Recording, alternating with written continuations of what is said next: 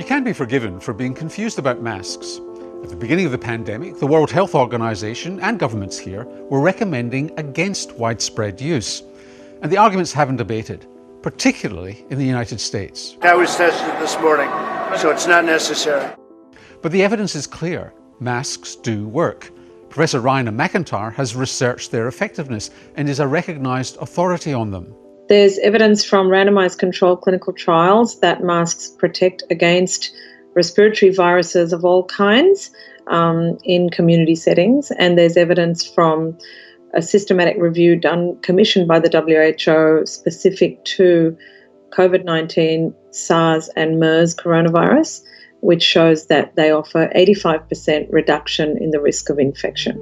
World Health Organization has endorsed the use of face masks by the public to prevent virus transmission months after most countries adopted the practice.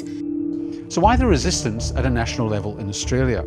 Well, in March it was important to reserve the national stockpiles for healthcare workers, but there's no shortage now. Initial recommendations were non-evidence-based, and when you do that, you then end up in a position where as the evidence accumulates against your position, you end up tying yourself in knots trying to get out of that position, and that's exactly what we've seen. One argument that some on the National Health Advisory Committee make is that wearing masks could make things worse.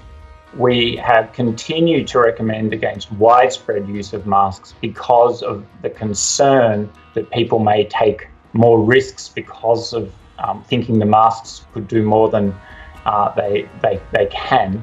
I don't know the reason for the national recommendations and the thinking behind it because I'm not part of that discussion. However, I do know that it's not based on the available scientific evidence. The Victorian Chief Health Officer Brett Sutton, speaking on ABC Radio today, appeared to differ with the views at a national level. But I'm certainly not of the view that people become complacent and they behave differently that actually puts them more at risk. I've got a team working up some advice now. So the question is, what masks would the experts advise people to wear?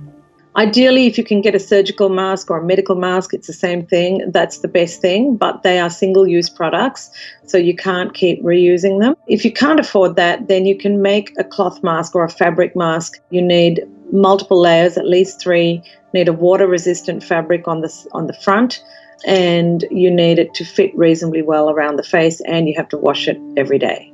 It's easy for people in other states to become complacent, but Victoria's problems could easily visit other jurisdictions before too long. We're going to be seeing outbreaks all over Australia in the next year or so until we have an effective vaccine and enough of it to vaccinate everyone. As we open up things like cinemas and so on, I think we could have a kind of a social contract that, okay, if you want these freedoms, then help us along a bit. Try to keep the transmission down, keep your distance, wear a mask, download the COVID Safe app.